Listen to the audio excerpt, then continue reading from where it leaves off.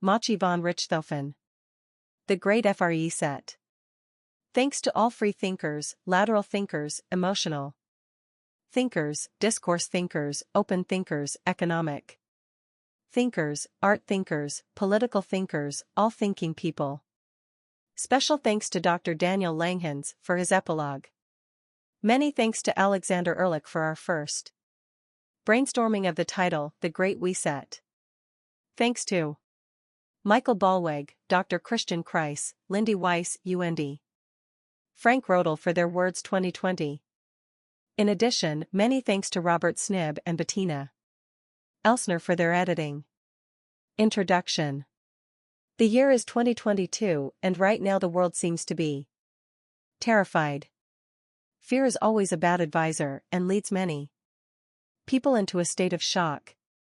Every person is the creator of his or her own happiness, and many have a strong link to their courage. Every time has its own challenges and changes never stop. Every crisis is also an opportunity. Now a new kind of renaissance begins again. Blockades have to be broken, barriers to overcome, bridges to be built. Every time has its own challenges and changes will be within the human nature. Every crisis is also an opportunity. In this book, we want to show perspectives for the future and how we as the sovereign can transform the world in which we all live together, likely a Garden Eden. We are the people, we are creative, we are loving creatures and are on the steps to a new society that shapes the future positively with respect and mindfulness. Since we can repeat all of Socrates' words to the Athenians over and over again in his defense speech. One thing I know, that I know nothing. This book is also only written to reflect some picture seen and tries to support own ideas to change the world into better. Even so, all thoughts, as different as they may be, are important and enrich each individual's mind. We are only suggesting solutions for the here and now. In a few decades, everything may have changed again and new ideas will spread around. We also looked at history and realized that some things repeat themselves and humanity has to learn again and again from mistakes. But within some epochs, we humans can produce something completely new that had not yet been considered. During the French Revolution, the upper bourgeoisie went on the streets and stood for a new era. Something similar can be seen at the moment. Today it is revolution, the normal citizen, the middle class, and the artist, i.e. from all parts of society who stand up for their rights, and a new era will be formed in which the sovereign, i.e. the voting citizen, knows how to determine his position as God's creature or in the universe itself, and that the sovereign itself is able to change the present into better. A new party has recently been founded in Europe, namely in Germany and Austria, which has defined 4 pillars. Die Basis generated these 4 pillars through lively discussion and consensus building. In my opinion, these are grandiose for a precious future for humanity. 1. Freedom. The freedoms as anchored in the basic law are our greatest asset. They are the prerequisite and the space for our development and continuing development on all levels. Physical, mental, spiritual. We decide independently and without fear what matters concerning the earth, living nature and humanity, without violating the freedom of others.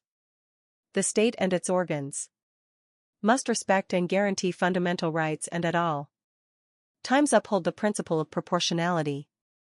2. Power limitation. The use of power to shape and develop the community is necessary and useful. The power transferred by the sovereign, the people, to persons and authorities should be limited in all functions and offices. The separation of powers must always be guaranteed and independent. Media must provide comprehensive and truthful information. 7. We are present with all our senses and always ready for An open dialogue without immediately evaluating. Being mindful means active listening and learning, observing, and applying the rules of appreciative communication. 3. Mindful handling. Being human and respecting humanity are the foundation of a free society. We live in a loving, mindful relationship with ourselves and others, with nature and the animal world, in general, with all life and all being. 4. Group intelligence. We shape politics through the wisdom of the many. The development of a strong and stable society requires the direct and equal participation of its citizens. We consider many different perspectives to implementable, solution-oriented ideas and suggestions. With the help of modern means of communication, we enable all citizens are able to contribute their ideas and individual potential. This book deals with only a part of what is troubling society at the moment and possible solutions which might be the right path for the future, as I foresee a free world without a great reset, as we set the future with love and peace. Anyone who wonders where all these thoughts originate will find a literature list at the end of each section to allow him to read up on topics of interest and form her own opinion. First thoughts. The more information we get, the more we will know, and the more we can change. We know that we are one world and must promote economic sustainability with environmental and human health. Dignity must be the path forward to the future for companies and governments. The human nature is an interesting thing, and within this thesis we try to show that this species is able to learn and grow. Like Darwin mentioned in his theory of evolution, natural selection acts only by taking advantage of slight successive variations. There can never take a great and sudden leap, but must be advanced by short and sure, though slow steps. Thus, Darwin conceded that, if it could be demonstrated that any complex organ existed which could not possibly have been formed by numerous successive, slight modifications, my theory would absolutely break down. Darwinian evolution is based on competition and a struggle for survival, but in our common time we realized that education and learning are inevitable, important for our future and the basis of growth. Intercultural management might be a very important as well concerning our more and more interdependent world. The fundamental pillar of all intercultural communication is respect, courtesy, and tolerance. Understanding where potential obstacles lie in communication and adapting is good practice. We will outline the fact that an economic theory of the state or new economic ideologies within business might lead to new and better ways within our society to create a more sustainable life, which will be the basis for the next generations to grow and develop a more valuable and an equal world for all human beings. We propose that our governments might define access to accurate information is a human right, with governments of all levels supporting access and rigorously enforcing accuracy of information. The billions of us, armed with wide range of information, will turn out to be the most powerful force in the world to properly guide trading, ecology, and government to sustainability in all dimensions. Charles Darwin on the origin of species by means of natural selection, or the preservation of favored races. In the Struggle for Life, 1859. Voltaire, Candide ou l'optimisme, 1759. Friedrich Nietzsche, also sprach Zarathustra, 1886. Financial world. Finance is often defined simply as the management of money or funds management. Our modern financial world is more complex and consists of public and private interests and the markets that serve them. The financial world is based on money, and money itself is just an easy tool. Money is an exchange tool, and one is able to save money Money buys time. Money helps you meet your goals. Money makes life easier. The financial world provides capital from individual and institutional investors who transfer money directly and through intermediaries, e.g. banks, brokerage, insurance companies and investment funds, to other individuals, firms, and governments that acquire resources and perform business. Financial performance measures assess the efficiency and profitability of investments, the safety of debtors' claims against assets, and the likelihood that derivative instruments will protect investors against a variety of market risks. We simplistically view the financial world as the world of banking. The first banks were the merchants of the ancient world that made loans to farmers and traders that carried goods between cities. Around 2000 BC, the first records of making loans appeared in Assyria and Babylonia. Later, in ancient Greece and during the Roman Empire, lenders made loans, but also added two important aspects: on the one hand side the accepting deposits and on the other the changing money. Banking, in the modern sense, goes back to the medieval age and beginning period of Renaissance in Italy. Florence, Venice, and Genoa were the richest cities at that time, and families like the Motschi were the most famous money traders. The Italian bank was the Medici Bank, which was established by Giovanni Medici in the year of 1397.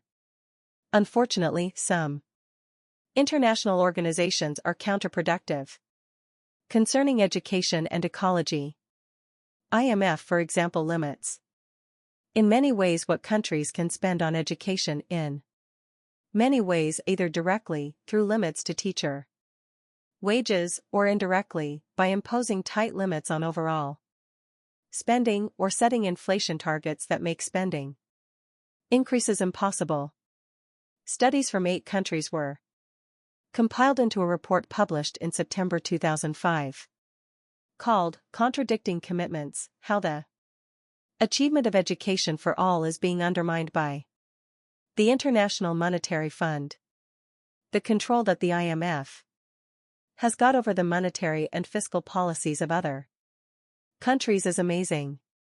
Some of the IMF's biggest debtors, middle-income countries such as Argentina, Brazil, Indonesia, and Turkey, and some smaller countries such as Bolivia, Uruguay, and Serbia, are paying off their IMF loans and openly stating their desire to no longer have the IMF control their economy.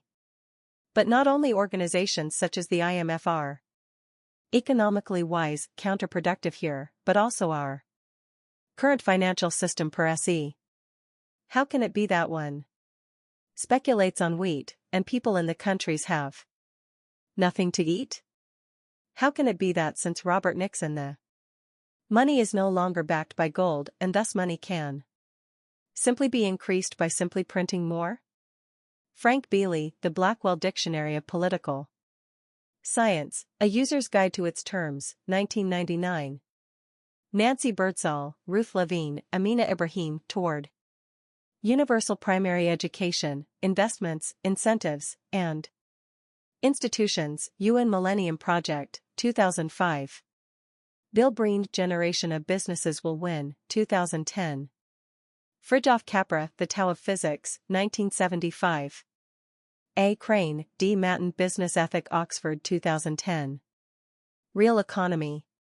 Real economy is the part of economy which is involved in producing goods and services. We go way back to the ancient Greek civilization, which flourished from around 776 to 30 BC in what are called the Archaic, 776 to 480, Classical, 480 to 323, and Hellenistic, 323 to 30, periods.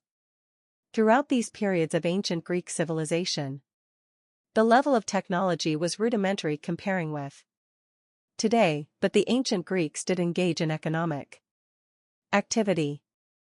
They produced and exchanged goods, both in local and long-distance trade, and had monetary systems to facilitate their exchanges. Trade was limited mostly to local exchanges between the countryside and the urban center of city-states.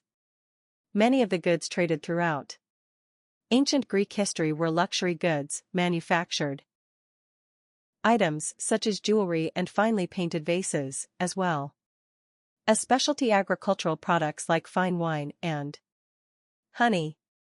Necessities were also traded, however, for without long-distance trade, many Greek cities would not have been able to obtain metals, timber, wine, and slaves. Nowadays we still trade services and goods and need to distinguish between the manufacturing industry, the service industry, and the transport of goods from one place to the other. Indeed, there are many connections and interactivities between various economies. But is our way of doing business as we do now the right way? Laura Reynolds, Douglas Murray, Fair Trade, The Challenges of Transforming Globalization, 2007. Jeffrey Hollander, Bill Breen, Peter Senge, The Responsibility Revolution, How the Next Generation of Businesses Will Win, 2010. Government. The Blackwell Dictionary of Political Science, a user's guide to its terms by Beely Frank mentioned this. Government refers to the legislators, administrators, and arbitrators in the administrative bureaucracy who control a state at a given time, and to the system of government by which they are organized. Going back to the beginning of Industrial Revolution and the first worldwide establishments of governments worldwide, Adam Smith contributed many founding principles for Marxism and capitalism. He felt that capitalism would reach its greatest height when government would adopt a laissez-faire policy, or as Smith called it, the obvious and simple system of natural liberty. Laissez-faire policy encourages free interplay of supply and demand to regulate economies and allows all economic behavior to be characterized by selfish and acquisitive motives. Most politicians live this laissez-faire policy and think mainly of their own advantages. In Germany, as in many other countries, parties are elected, and unfortunately, the party system is a great foundation for lobbying and corruption. It has also turned out that governments no longer act in the interests of the people, but rather set the agenda of the minority over the interests of the majority. This is of course unacceptable. Lobbying clearly shows that the politician only looks after what he can earn the most and tries to earn a golden nose. It is particularly evident with the corona and climate policy.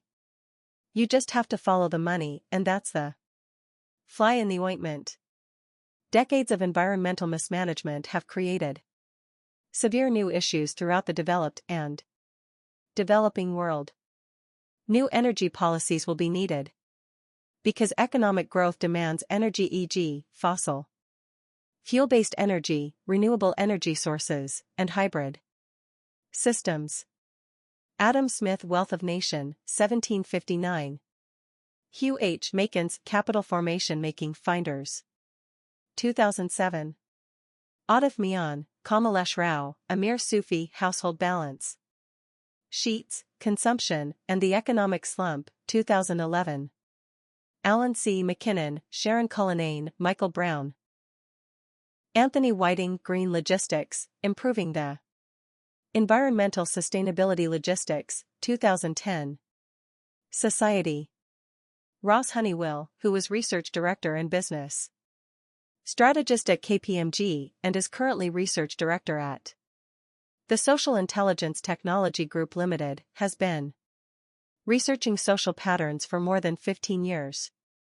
He believes social intelligence is an aggregated measure of self and social awareness, evolved social beliefs and attitudes, and a capacity and appetite to manage complex social change. A person with a high social intelligence. SQ is no better or worse than someone with a low SQ. They just have different attitudes, hopes, interests, and desires. Humans are perhaps the most social animals. Although some social insects, herd mammals, and seabirds live in colonies comprising millions of individuals, no other species lives in such a variety of social groups as Homo sapiens.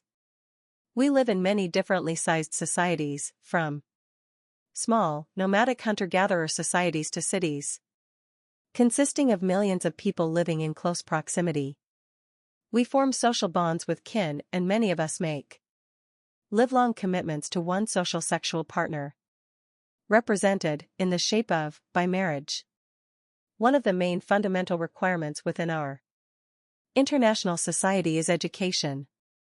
Education supports a wider and firmer point of view concerning all different cultures. In a talk titled, "Can We Create a New Culture?" J.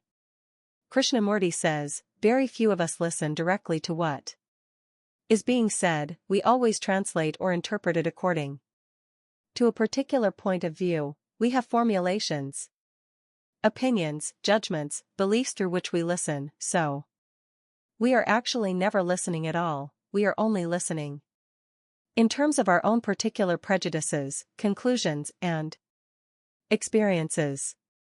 Hybridization has become part of an ongoing trend in cultural production, with both the globalization and localization of the culture industry.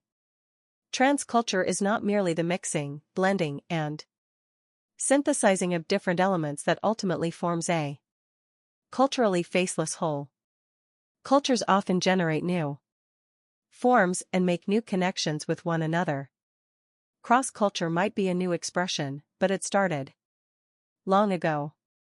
Looking back to the ancient time contemplating the Greek Empire, we realize that Alexander the Great crossed cultures during his invasion to Persia. He married two women, Roxana, daughter of a minor noble, and the Persian princess Statira, daughter of Darius III of Persia. Within the marriage to a person of another culture area, it was a cross-culture. Or going back to the 15th century, when Marco Polo traveled to China doing business with the Chinese as a crossing of culture.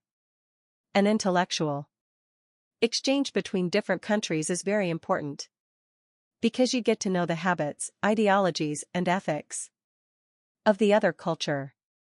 The values are defined in another way than you learned, and becoming more open and tolerant to other ways of living. Of course, there are also difficulties arising in the experience of cross-culture, because sometimes the diversity is much too extreme and the disharmony makes it almost impossible to stay any longer in this other culture. In the end, we have to go for tolerance and respect for all other cultures and be aware of how to protect them. Responsibility is not only connected to the intercultural management itself, it also interacts with the needs of daily business, environment, and efficient growth of companies. Erich Fromm, Wege aus einer Krankengesellschaft, 1955, Paul Watzlawick, Lösungen zur Theorie und Praxis menschlichen Wandels, 1973. Education. What does education mean? What do we gain out of education? Is education really important? Socrates once said in his apology to the Athens, "I know that I know nothing." But he knew a lot. He was one of the philosophers of his time. He manifested the Western ideas of what is important to human beings. He never ceased to learn. Even when he was sentenced to death, he still searched for new roads of knowledge and education. In Phaedo, he mentioned to Cebes, "Tell him, Cebes," he replied, "that I had no idea of rivaling him or his poems," which is the truth, for I knew that I could not do that. But I wanted to see whether I could purge away a scruple which I felt about certain dreams. In the course of my life, I have often had intimations in dreams that I should make music. The same dream came to me sometimes in one form and sometimes in another, but always saying the same or nearly the same words. "Make and cultivate music," said the dream. And hitherto I had imagined that this was only intended to exhort and encourage me in the study of philosophy, which has always been the pursuit of my life, and is the noblest and best of music. The dream was bidding me to do what I was already doing, in the same way that the competitor in a race is bidden by the spectators to run when he is already running. But I was not certain of this, as the dream might have meant music in the popular sense of the word, and being under sentence of death, and the festival giving me a respite, I thought that I should be safer if I satisfied the scruple, and in obedience to the dream, composed a few verses before I departed. Social sensitivity needs education to develop itself. Education is the basis of a society that wants to grow and develop itself. How can the international community reach the global goal of universal primary education and gender parity in education? Platon Phaedo, 450 BC, Ethical Behavior. We found that in business and society, many interactivities are connected to ethical behavior, and the question is in which way the whole world might be able to have the same circumstances for its development, like education, food supply, and all the main existential needs. Ethical behavior has fallen far behind, especially during the corona crisis. Here, fear paralyzes people in their mindful dealings with each other. Especially in Germany, the watchman became en vogue again. An intellectual exchange between different countries is very important, to get to know their habits, ideologies, and ethics of the other culture. The values are defined in another ways than you learned, and you are becoming more open and tolerant regarding other ways of living. Of course, there are also difficulties arising with experiencing the concept of cross-culture, because sometimes the diversity is much too different, and the disharmony makes it almost impossible to persist in this other culture. And still we all can learn from each other, developing a more open mind. Attentiveness and understanding is very important, and of course responsibility is not only warranted in the intercultural management itself, but also in daily business, environment, and mental growth of the human family itself. Hofstede intercultural management, media journalists, manipulate us in the interests the powerful others. So far it has been considered a conspiracy theory that leading media manipulate us citizens with propaganda techniques. As an insider, Udo Ulfkade revealed what is really going on behind the scenes. In his book Gekaufte Journalisten, Bought Journalists, you can find out in which lobby organizations which journalists are present, and also look behind the scenes of those organizations that influence our media one-sidedly, such as Atlantic Brücke, Trilateral Commission, German Marshall Fund, American Council on Germany, American Academy, Aspen Institute, and Institute for European Politics. Finally, it becomes clear, diversity of opinion is now only simulated, because our news is often pure brainwashing, especially right now in 2020 when the coronavirus, the crown of the propaganda creation, blinds the masses with falsehood and obscures their true vision with fake news. Goebbels would have been delighted. A democracy thrives on open discussions about the important issues. Unfortunately, these discussions rarely take place in the leading German-language media. In which newspaper could you read that a Mr. Bakhti was against the shutdown from the start and even addressed Ms. Merkel in a video message? We live in an age of mass idiocy, especially media mass idiocy. If you look at how one-sided the local media, from TASS to Welt, are reporting on the events in Germany about COVID-19, then you can really see disinformation on a large scale, flanked by the technical possibilities of the digital age. Then you can only notice that globalization has led to a deplorable mass control in the media world. Something similar has happened and is still taking place with regard to Syria and other trouble spots. Too often it is forgotten that journalism and the media operate a for-profit business. Their customers are the subscribers and the advertisers. The subscribers want news, but they also want validation of their political persuasion. The advertisers want to be seen by a public that will buy the advertised products' services, in part because they support the values of the consumers. Consequently, the New York Times has record subscribers despite the falsehoods and unjustified spin in their reporting. They are selling validation of a narrative to consumers that certain advertisers want to reach. Unfortunately, for the dissemination of truth, it is a successful business model. In part, this is made possible by the very, very lenient libel laws in the US. If they were sued for every provable falsehood, the business model would fail. Udo Ulfkade, Gekaufte Journalisten, 2014. Technology and Ecological Intelligence. The global economy has grown. Our ability to make a huge range of products with international supply chains has outpaced our ability to comprehend the consequences for ourselves and the planet. Mathematical-wise, we have a new environmental concern, like recycling, lack of natural resources, impact of plastic waste in our ecosystem, and much more. We also produce many items which cause during the chain of production health risk for the employees, like chromium comes from mines in places like Kazakhstan and India, where workers have a heightened risk of cancer from exposure to the raw ore. Melting the metals requires heating them to thousands of degrees. All these processes release hundreds of pollutants into air, water, and soil, including greenhouse gases like methane and lung-clogging particulates. We have pollution and lack of resources. Fortunately, more and more companies realize our upcoming challenges, and already many new laws are implemented in our production cycle, like WE. The Waste Electrical and Electronic Equipment Directive, BUE Directive, is the European Community Directive 2002/96 EC on waste electrical and electronic equipment, which became European law in February 2003, together with the ROHS Directive 2002/95 EC. It is a law for setting collection, recycling, and recovery targets for all types of electrical goods. The directive imposes the responsibility for the disposal of waste electrical and electronic equipment on the manufacturers of such equipment, like for example BSH or Liebherr. Those companies should establish an infrastructure for the WEEE that the users of electrical and electronic equipment from private households should have the possibility of returning their waste at least free of charge.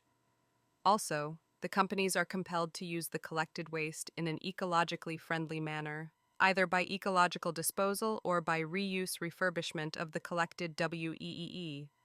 Why, for example, is it not switched to free energy? Nikolai Tesla has already used free energy, and many others have already made some inventions in this field of free energy that would protect our environment in many ways. Why is this not supported and promoted by politicians? Green cities we need. Many people without a job will be glad to contribute to the society. What a fantastic idea to create green cities worldwide. Patrick Wynand, the magnet motor, making free energy yourself. Medicine and pharmacy medicine does not follow any laws of its own, but rather the needs of the patient. These needs can be of a physical or emotional nature. In its beginnings, medicine was mankind's reaction to the existential threat of disease and the risk of early death. However, from the beginning, it was also linked to the knowledge and ability to render service to others in order to avert suffering and death. Nowadays, the question arises, why does one voluntarily deal with the sick, the blood, the pus, the wounds? Is it really the wish to help, or is it perhaps not the intention to enrich oneself from the suffering of others? With the oath of Hippocrates, the medical profession has shown that they are louder and that they have the common good in their field of vision. In ancient Greece, the doctor still moved from place to place as a therapist and service provider. The amount of the fee was based on the possibilities of the patient, but also on the reputation that preceded the doctor. The idea of rewarding medical performance per se, even if it had not brought the desired success, only emerged much later. Up until the 18th century, you could or you couldn't afford a good doctor. There may, of course, have been one exception or the other. In the 18th century, the medical profession was given a role that first gave it the outstanding social respect from which it still cuts its discs today. When Johann Peter Frank wrote his great work System einer medizinische Polizei as the basis of the new health policy around 1790, he set the direction together with other authors of the time in several European countries. For him, the task of politics was to create good working, living, and general living conditions that enable health for the entire population, which of course was a very brazen goal, but also made the doctor the advocate of the population. Health was necessary in order to know the worker and soldier healthy for the country. In the late 1800s and early 1900s, there were many schools all over the world that taught eclectic medicine, botanical and herbal medicine, holistic medicine, homeopathy, and naturopathy. These schools were not in line with the pharmaceutical drug-pushing agenda of the Rockefellers and AMA. Therefore, Mr. Abraham Flexner was hired by Rockefeller, and he traveled around in the U.S. to examine the hospitals. He was a supporter of medicine, other than that based on scientific research. His Flexner report had a huge effect on alternative medicines. William Avery Rockefeller and his family monopoly and investments in pharmaceuticals, and their hand in prohibiting hemp farming in the USA, was a big deal. Eugen Munch, chairman of the Supervisory Board of Rhone Clinicum AG, stated on October 12, 2005. I even claim that medicine is essentially a consumer good. Consumption can hardly be described as services of general interest, but rather belongs to what we describe as economy. And this is where pharmacy comes into play and enriches itself with people's diseases. In 2020, vaccinations will no longer be checked very carefully, but greed for profit on the shoulders of fear has now come to the fore. Alternative healing methods have already cured many people. Why are these doctors still haven't earned enough recognition all over? A lot needs to be changed here, so that people's health is the main aspect for the medicians and greed evaporates. Abraham Flexner, Medical Education in the United States and Canada, a report to the Carnegie Foundation for the Advancement of Teaching. Law is containing civil law, public law, and criminal law. The study of law is embedded in a larger academic context that enables cross-connections to political science and economics, and provides an ideal framework for dealing with questions at the interface between law, politics, and business. The regulation of society and the economy under the conditions of globalization, as well as the interrelationships between law and social transformation, is in the focus. Important topics that are addressed in the study include the future of statehood, the relationship to civil society, the relationship between law and innovation, the role of law in the context of the economic system and capital markets, and criminal law in the context of a global order. The focus of law should not be one-dimensionally narrowed and focused only on specialization, but on an overall understanding of complex human, social, and economic contexts from a legal perspective. In all democratic states, there is the separation of powers. Power within a state should normally be divided into three areas: the judiciary, the legislature, and the executive. The judiciary includes courts and judges. Actually, the courts should be independent. Only the law dictates to the judges what is right and what is wrong. But is this separation of power really there? Tiefs. WDUW. Techi Seinblick die Kolumnen Spans Spitzwege, Baerbach, Abschaffung der Gewaltenteilung Klimadiktat, Oberste Gewalt. Conclusion. The last few months have shown more and more clearly that the most precious human possession is consciousness, i.e., a mental, spiritual, and yes, ethical state of alertness, clarity, and maturity, which influences the ability to judge, understand, and relate. Without this alertness, clarity, and maturity, we would not be able to make rational and ethical moral decisions. The legislature also takes this into account by assigning certain groups of people only limited business and testamentary capacity, thus placing them under guardianship or supervision. Without emotional mindfulness and empathy, we would be incapable of love, compassion, and responsibility. We would be part of the dark triad, the narcissists, psychopaths, and Machiavellians. Man's consciousness guides his free will. He grows with the pound of his divine inheritance, the inalienable human dignity inherent in him, and consolidates himself in a stable personality through his self-confidence. But human consciousness is malleable, manipulatable, corruptible, destructible. It is addressed purposefully, for example, by advertising, schools, churches or religions, the state, banks, insurance companies, etc. The cheerful, lively, correctly grasping intellect mentioned by Schopenhauer at the beginning, the consciousness or the consciousness in the sense of a conscious perception, i.e. the belief that is true, is steered, led, and dominated by various very influential interest groups. Today, our free will to fight against this musty patina of constraints, duties, and demands, which is increasingly complex systems of rules, encrusts into a rigid, hostile corset, and kills every joy in life and every sense of life. We once trusted in the existing systems of rules because, according to our experience, they were guarantees for security, prosperity, peace, and justice, at least in our country. The more complex the control system, the greater the pressure to adapt on the individual. We do not trust those who create these control systems and have lost sight of their motives or simply developed no awareness of connections, as we have been conditioned to linear, non-networked perception for life. Nowadays in school, no learning contexts are conveyed, so that the children are not allowed to apply their knowledge across disciplines with their own joy of learning and experimentation, but their learning successes are locked in drawers. How much potential is being lost here? How many failed biographies can be attributed to this remote rigidity? The religions and denominations prepared the humus for an ideology that suppresses self-confidence. Church, religious institutions told us what is good, what is true, what is right, so that we can find the way back to God. We trusted these institutions and betrayed our brothers and sisters who were burned in the fire of the Inquisition.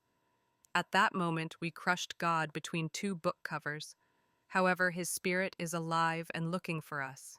As described in Corinthians chapter 3:6, the letter kills, the spirit, the Holy Spirit of God, gives life. If the mind is pure consciousness, it is what fertilizes us, makes us alive.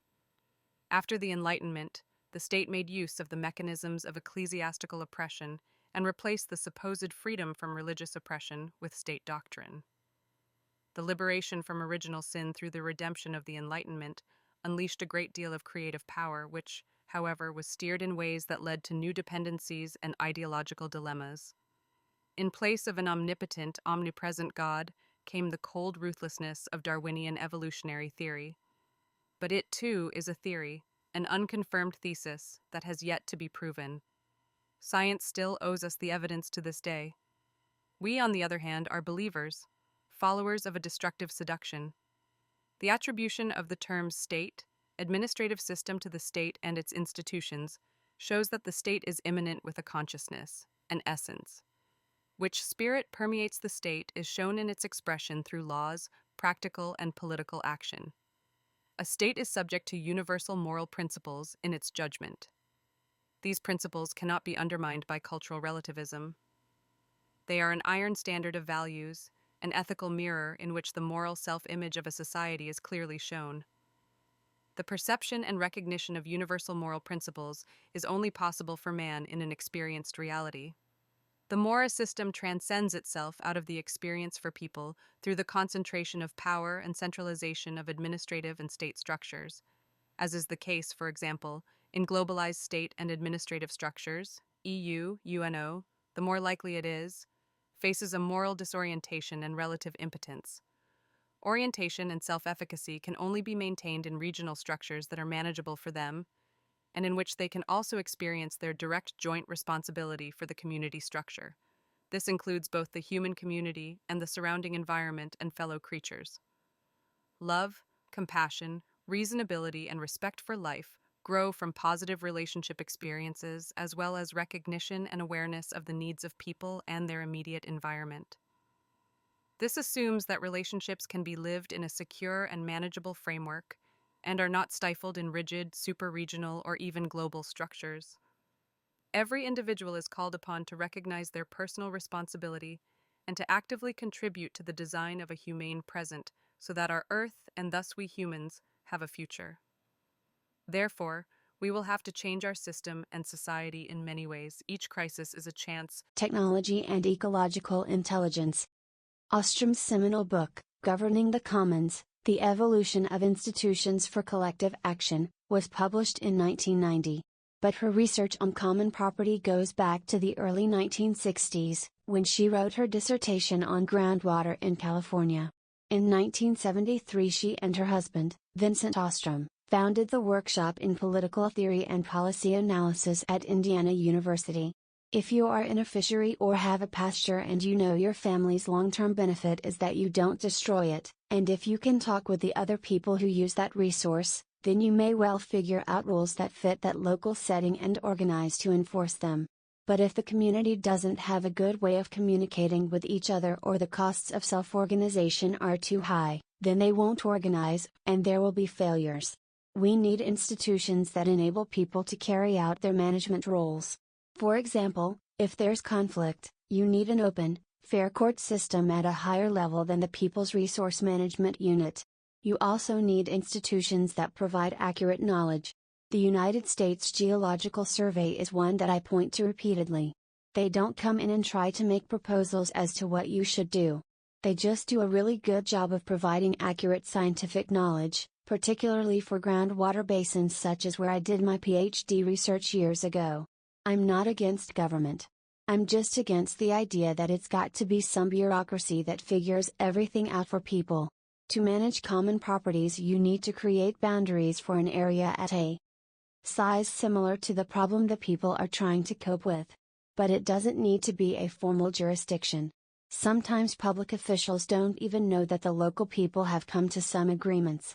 It may not be in the courts, or even written down. That is why sometimes public authorities wipe out what local people have spent years creating.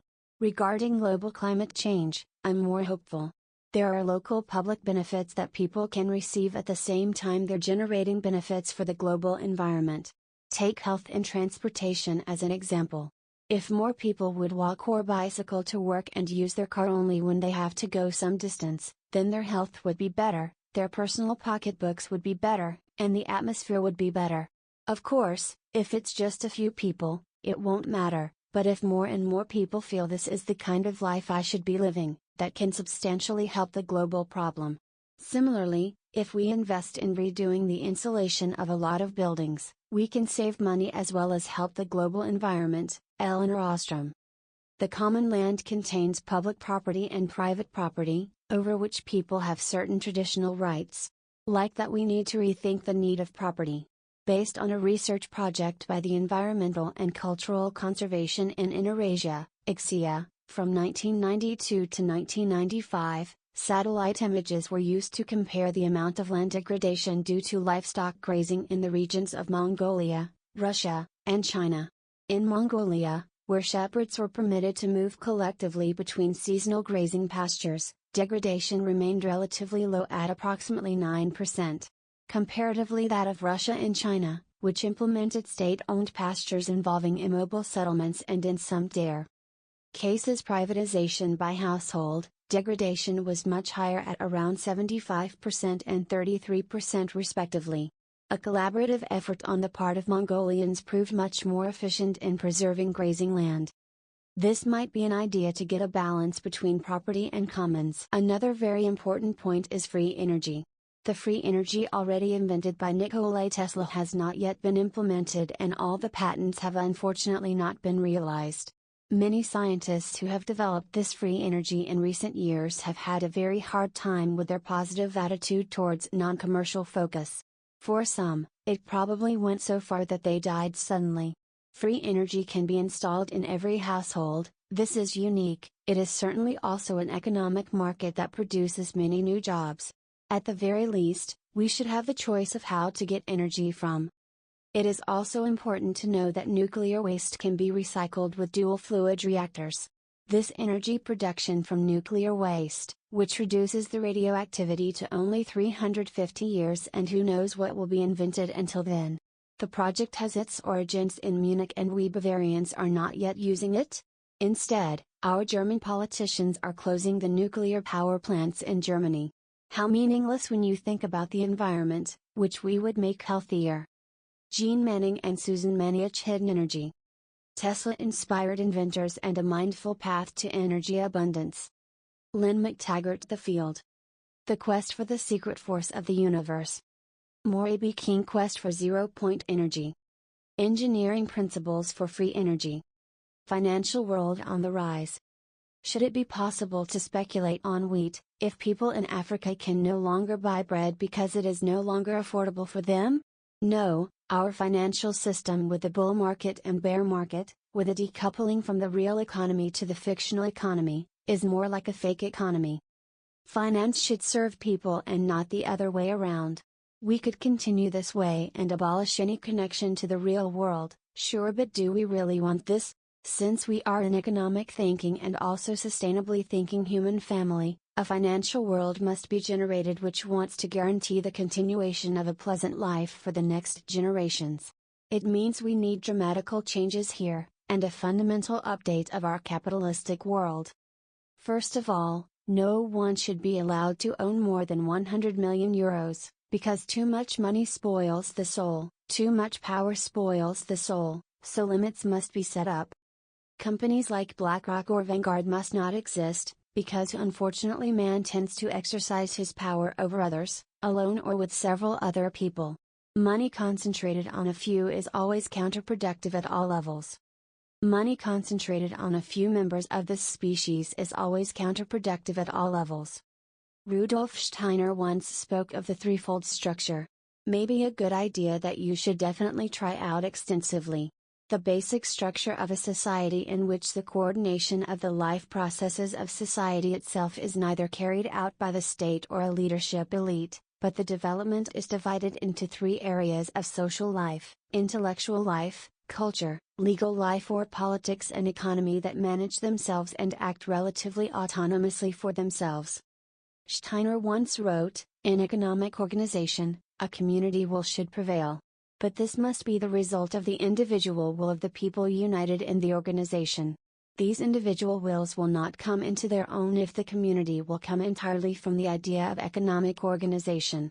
However, they will unfold carefree if, in addition to the economic territory, there is an area of law in which no economic aspects, but only those of legal consciousness are decisive, and when, in addition to both, there is room for a free spiritual life that only follows spiritual drives. Then a mechanically acting social order will not emerge, to which the human individual will could not be adapted in the long run, but people will find the opportunity to continuously shape social conditions from their socially directed individual will. And this requires a certain reflection in a humanity that has recognized within its evolution that greed and the pursuit of it stands against life. That is why we will have to introduce a number of new things here as well.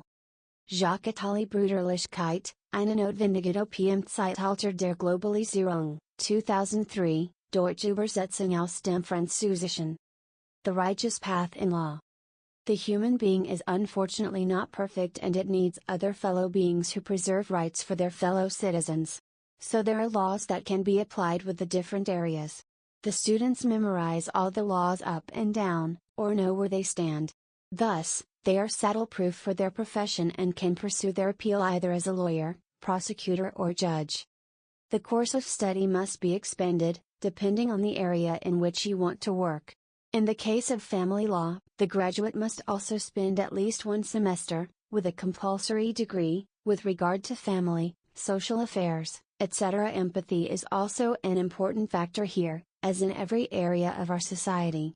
Nowadays, law is never apolitical, and good political science can never be done without legal knowledge, but this is wrong and needs to be changed. The judiciary must always be independent. Take Franz Kafka's parable Before the Law.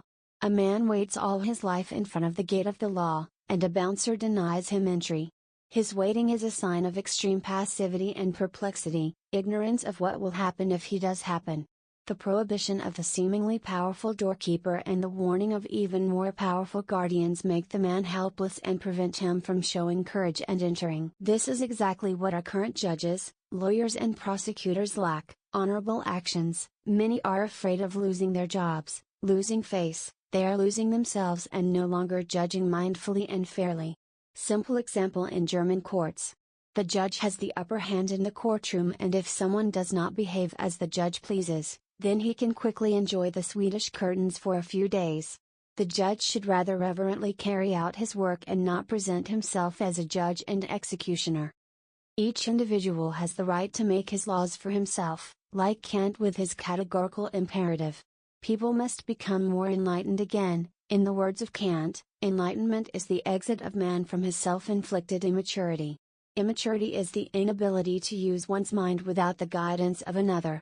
This immaturity is self-inflicted if the cause of it lies not in the lack of reason, but in the resolution and the courage to use it without the guidance of another. Sapere aude. Have the courage to use your own mind, is therefore the motto of the Enlightenment. In any case, the subject social behavior must be included in the studies of law, because through all these paragraphs one immerses oneself in a world that has little to do with interpersonal reality. This is a really important part within Law and Order. Fyodor Mikhailovich Dostoevsky, Der Idiot. Political and social change. We unite people without distinction of nationality, class, origin, sex, relationship and creeds, the structure of one of the law in the modern liberal social order, that of intellectual status and ethical justification with loss of will. We stand for mindfulness, attention and responsibility in the sense of personal and external responsibility, and follow the principle of subsidiarity, in which all people have equal rights and belong to each other. Our fundamental rights are the liberties. A liberal society is only conceivable if there are power forces and their exercise is carried out by the sovereign, the people. The aim is a loving, trusting approach that always considers the human condition and the humanity of the other. There is a creative power in man, which should be preserved for renewal in politics. What serves life, love and freedom must relate, must be felt. The aim is to put people as people, soul, spiritual beings with all their own and their own for a life-friendly world at the center. Care must be taken that all living spaces renew the following rights: social life in the sense of freedom, economic life in the sense of fraternity, and legal life in the sense of equality. This also means that the person recognizes that he is part of the whole. It is part of the world, of nature, which also includes animals and plants. This means that man fully respects this world and this nature, regulates for it and makes it healthy. Human dignity is inviolable. They are to be protected, and to protect a distinction must be made between all violence. Is the dignity of children is inviolable? We are committed to inviolable and inalienable human rights as the basis of every human community, of peace and justice in the world. Everyone has the right to the free development of their personality as long as they do not violate the rights of others and do not violate the constitutional order or the moral law. Everyone has the right to life and physical integrity. The freedom of a person is inviolable. These rights may only be encroached upon based on a law. And all people are equal before the law. Men and women are equal. The state promotes the actual implementation of equality between women and men and works towards eliminating existing disadvantages. Nobody may be disadvantaged or preferred because of their gender, their origin, their race, their language, their homeland and origin, their beliefs, their religious or political views. Nobody. Freedom of belief, conscience and freedom of religious and ideological creed are inviolable. Everyone has the right to freely express and disseminate his or her opinion in words, in writing and in pictures, and to learn from generally accessible sources without hindrance. Freedom of the press and freedom of reporting through radio and film are guaranteed. We are for the fundamental rights and their fulfillment by the representatives of the people. The judiciary, legislature and executive must act independently of one another and repeatedly question each other. The people elect their representatives in Parliament, and the latter have to make political decisions with their voters using digital voting procedures. The voters can also express their vote of no confidence in their elected candidates at any time, and they must then leave Parliament within 3 months and make room for a new representative. Georg von Kanal Geisteswissenschaft und Ökonomie 1992. Wilfried Heidt, Wilfried Abschied vom Wachstumswahn 1980. Michael Heinen Anders Kapitalneutralisierung als Strukturierungsaufgabe 2013. Different approaches towards health. Times are always changing, and what is considered the health Bible today will be obsolete again tomorrow. The pharmaceutical industry is currently very important and is supported by the state. But where is the diversity in medicine that should also be financially subsidized by the state or paid for by general non-private health insurance companies? The patients are demanding more and more alternatives. In the Middle Ages, for example, bloodletting was normal, just as we naturally go to the dentist today. Regardless of whether one was only slightly or already very seriously ill, bloodletting and the often associated setting of a blood-sucking leech was the most normal thing in the world. These methods hardly seem to find application in today's medicine. Nevertheless, surgery rediscovered the sensitive bloodsuckers in the 1980s, when a little boy's torn ear could only grow back with their help. Diseases per se can often be treated in different ways. While some patients only want scientifically oriented Western medicine to apply, others swear by individually oriented alternative healing methods, such as Chinese acupuncture or Heinemann's homeopathy or home remedies from folk medicine. We have several approaches here. On the one hand, evidence-based medicine, EBM equals medical care, which treats diseases on the basis of the best available sources of knowledge or data, and on the other hand, the more unconventional approaches to the detection and treatment of diseases in alternative medicine or complementary medicine, complementary and alternative medicine, CAM, holistic medicine. Naturopathy. More than on scientific research, these trust the self-healing powers of the patient, taking into account the unity of body, mind and soul, biopsychosocial model of humans. Then there are the spiritual healers who also achieve their success with spiritual healing. All healing methods are important and correct. Homoopathische Mittel und ihre Wirkungen, Materia Medicament Repertorium von William Borka. DTV, Atlas Akupunktur von Karl Hermann Hempen. Das große Buch der Hildegard von Bingen, Bewährtes Heilessen für Gesundheit und Wohlbefinden. Craniosacral-Osteopathie, ein praktisches Lehrbuch 7. Auflage, von Thorsten Lehm. Quantenheilung, entdecken Sie Ihre Heilkräfte. Schmerzen lindern in Körper und Geist, entdecken Sie maximales Glück und absolute Ausgeglichenheit, Quantenheilung verstehen. Anwenden. Erfahren. Von Dr. Yoshio Nakamura. Education with interaction.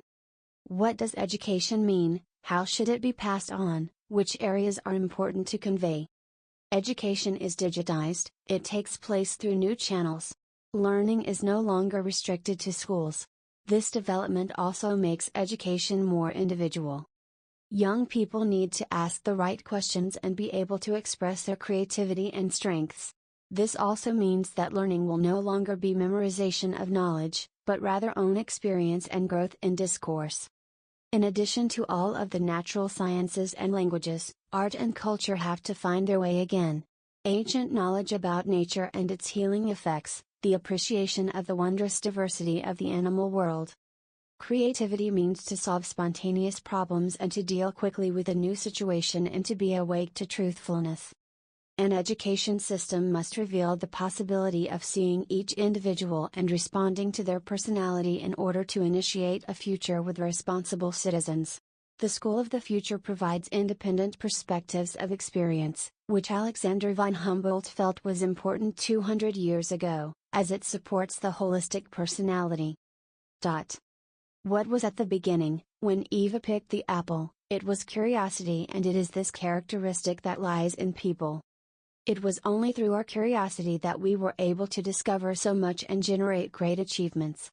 In relation to education, this passion has to be awakened, and this is only possible in the openness between pupil and teacher, a discourse and each talent to be recognized and also allowed.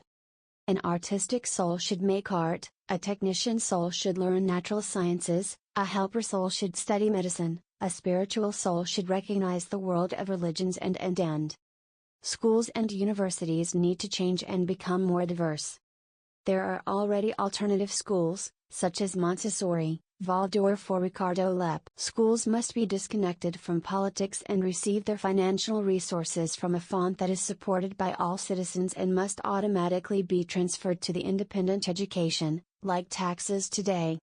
Selbe Mädchen Montessori Pädagogik für Eltern, wie sie Kinder zur Selbstständigkeit und Achtsamkeit erziehen und welche Chancen und Risiken die Erziehung birgt. Über 100 Aktivitäten von 0 to 12 Jahren. Von Alexander Ullmann, Sonja Ullmann. Die Zukunft beginnt heute, Impuls für einen gesellschaftlichen Wandel von Elvira Dreidiger. Freedom. Are you really free? Yes and no at the same time. The thoughts are free, but in a society you have to adapt to certain rules so that there is no too much chaos, but everyone has the right to the free development of his personality, as far as he does not violate the rights of others and does not violate the constitutional order or the moral law. This moral order, which is in every single person integrated by birth, is the basic right. A free democratic community needs the self-determined participation of its citizens and to decide for themselves what to think. Man's freedom does not lie in the fact that he can do what he wants, but rather that he does not have to do what he does not want. Jean-Jacques Rousseau. Freedom is one of the most important aspects in every society and is indispensable for every community that has the common good of the other in mind. Freedom of the press, for example, means that the press should research freely and reveal all angles to their readers. Watergate is a classic example where freedom has exposed a crime. Freedom of expression, for example, means that you can express your views openly and should meet with others in an open discourse. Vaccination free, for example, means that you can decide for yourself whether you want to be vaccinated or not. Religious freedom, for example, means that one can choose a belief and live it. Every freedom, of course, with respect and care for all the inhabitants of these earths. Room for art and culture. The history of human civilization consists of the square human, nature, technology, culture. The artist depicts these interactions or seduces them into the world of images beyond material reality. Any association of people, regardless of their country, is by definition a culture. Currently, the Britannica describes the term culture mainly as the totality of the intellectual, artistic and creative achievements of a community as an expression of human development. Cultures arise through communication, verbally or through gestures. Every culture has its own parameters for action and is constantly changing. But what can culture do for a society? It is a feeling of togetherness to share the same values and customs with one another. Culture can also produce music, literature and works of art of various kinds. What is the meaning and importance of art and culture for us and our personal life? Art shows social debates and offers areas of friction for dealing with reality. Art and culture are expressions of human existence. Both refer to the past and how to deal with traditional values, but also to future missions and visions of society. Art and culture are indispensable for social developments. In a multicultural society, both show the change that takes place again and again. Art, culture and cultural education are essential for all of us, as it opens up new worlds and provides different opportunities for debate. Individual creativity and own artistic work are the contemporary witnesses of the individual current epochs. The true reality for the creative examination of history and the future of society lies in art and culture and has positive effects on society as a whole, as people who deal with art often look behind the scenes and reflect on their time as a viewer. The next chapters are: Courage the best advisor. Love the most important power. Epilogue by Dr. Daniel Langhans. Please buy the book.